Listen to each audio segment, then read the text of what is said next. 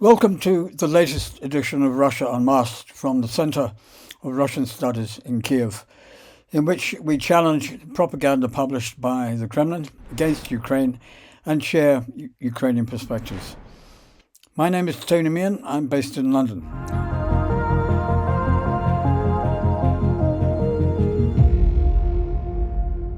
Russia's war of aggression against Ukraine continues for more than 1,400 days.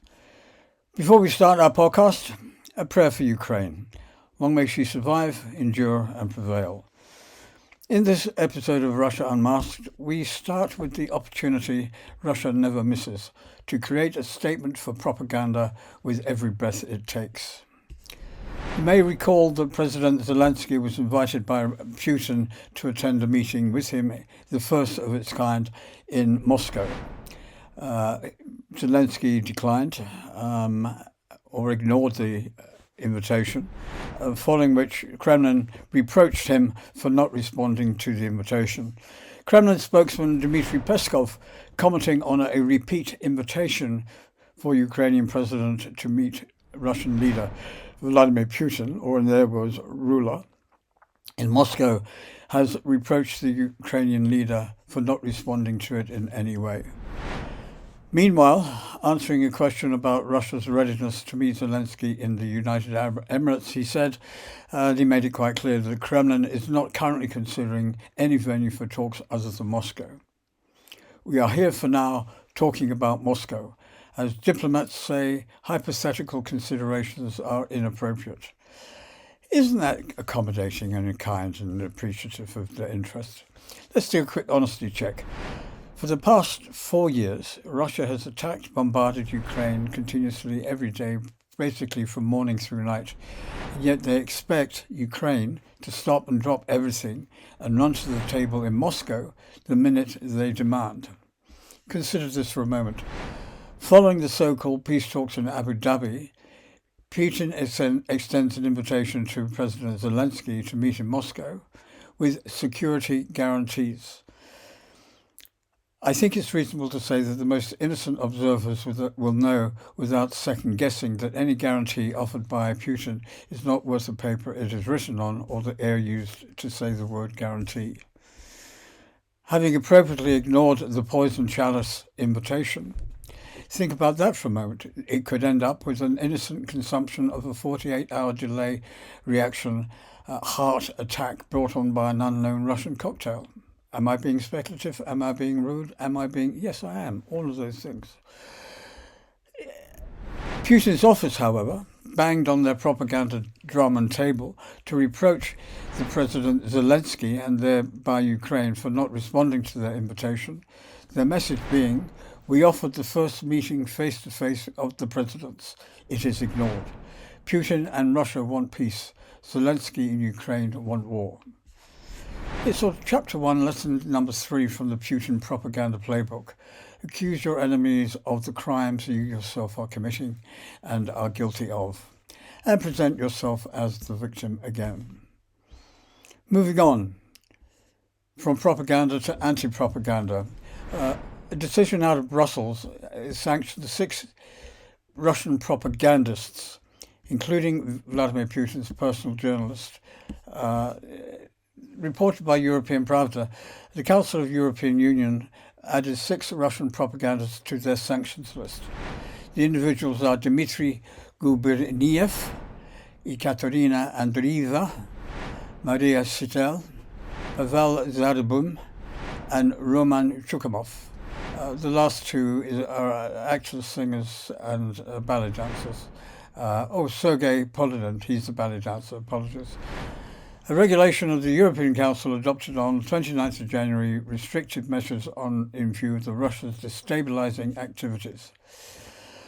Very briefly, the reasons for their sanctions are very clear.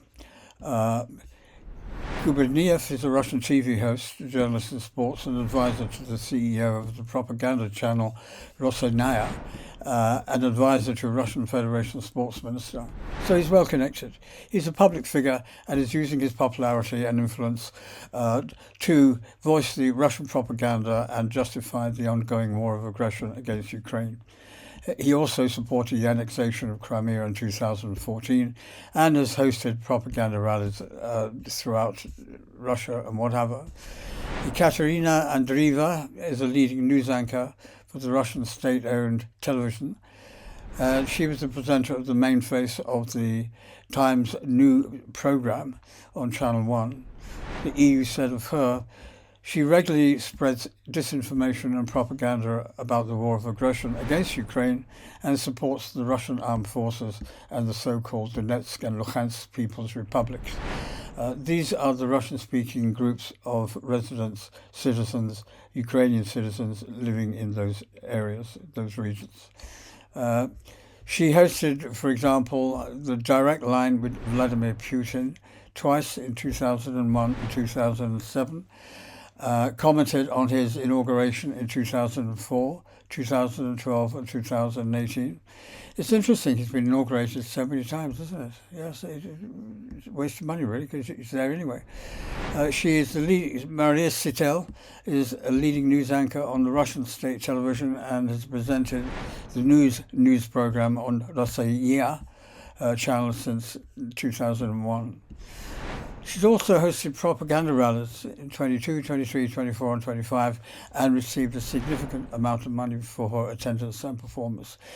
That is no surprise, is it?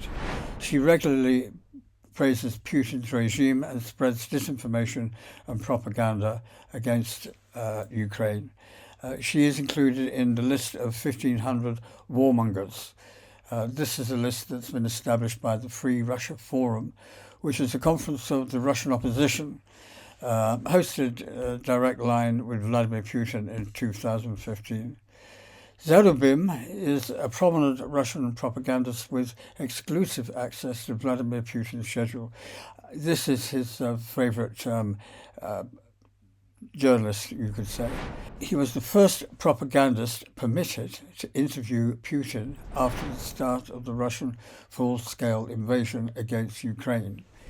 He often spreads anti-Ukrainian information or disinformation, referring to the Ukrainian government as a regime, amongst other things. In 2025, he co-hosted the main propaganda event of the year, Direct Line with Vladimir Putin. Isn't that good? We now come on to the actors and the singers and the dancers. Roman Chumakov, he is an actor and a singer. And after the beginning of the war of aggression against Ukraine, he actively supported the Russian army. He often visits soldiers in the front line and writes patriotic songs. He publicly praises, glorifies Putin and collects money for the Russian armed forces. He also criticizes artists who do not support the war against Ukraine. According to his worldview, Russia, Ukraine and Belarus are one nation. They must be reunited. Says it all, doesn't it? A postscript, he received 2 state awards from Vladimir Putin. Now, we go on to dance. Sergei Pulinin is a ballet dancer of Ukrainian origin, all right, a former rector of the Sevastopol Academy of Choreography and a recipient of the Presidential Prize for Young Cultural Figures. I don't know which president that is, but not to worry. Anyway, since the beginning of the war of aggression, he has actively supported the Russian army, including donating money to armed forces and urged others to do so. Polinin participates in Kremlin propaganda TV shows and in the channels of internet bloggers, where he explains and defends his belief in the Russian world doctrine. He also criticized artists who escaped Russia after the beginning of the full-scale war against Ukraine. Oh well. That's our first bite for this week. Moving on. 4 years ago, Ukraine sunk the cruiser Moskva, which was the flagship of the Russian Black Sea Fleet. This year, Russia released the names of the crew members killed in the strike on cruiser Moskva. Russian volunteers, Mediazona, that is the news agency, I assume, Mediazona, and BBC News Russia, have released a list of 28 people who were killed or went missing after the attack in 2022. Now, if you're like me, you're asking yourself the question, why is it taking 4 years for Russia to release this information? The Western District Military Court, this is Russia's Western District Military Court, earlier reported that 20 people were killed and 8 went missing. This becomes interesting too. The court also stated that the cruiser sank following a missile strike by the Ukrainian military and revealed the official casualty figures: 20 crew members killed, 24 wounded, 8 declared missing. Okay, so that's fine. At least 20 of those killed were conscripts, most of who went down with the ship lived in the annexed area of Crimea or Sevastopol. It's background, okay? Flagship of the Russian Black Fleet, cruiser Moskva, struck by a Ukrainian Neptune anti-ship missile system in mid-April 2022. So this is 2 months after the invasion. The Russian Ministry of Defense reported first there was an explosion on board, claiming the warship's ammunition had detonated and the crew had been evacuated, with the ship remaining afloat. The ministry later confirmed the Moskva sank while being towed to Sevastopol in stormy conditions. Now, you can believe that, or you can believe that not, but it's entirely up to you. But I think the reality is somewhat different. And also, not wishing to be disrespectful to casualties in that conflict, those killed, wounded or missing, Russia waits 4 years, and to stress the loss of conscripts. Why? Could it be because Russia is becoming under political and Western media fire for its unforgiving attacks on Ukrainian civilians in their home? And is it the aggressor as opposed to the victim being posted as? Or is it just another propaganda angle to fill empty space? Another favorite action of Russia's propaganda people is to claim a victory and control when there is none. Recently, and my pronunciations in here are very poor, so I apologize beforehand. Ukrainian forces deny claims that Saloda, I think, and Dnipropetrovsk Oblast, those regions, are under Russian control. The Ukrainian Defense Forces dismisses reports that those settlements have come under Russian control. Vladislav Voloshin, a spokesman for the Defense Forces of Ukraine's south, in a comment to the Ukrainian news agency Ukrinform, said on Telegram, media outlets have been circulating unverified reports claiming the settlements, as referred to before, in the regions as referred to before, have come under Russian control. Voloshin said Ukrainian troops continue to hold their positions. These reports do not correspond to reality. Our troops are in settlement and are holding positions there. He also added the stable communications and logistical support for the units are being maintained. Well, that's all from us right now.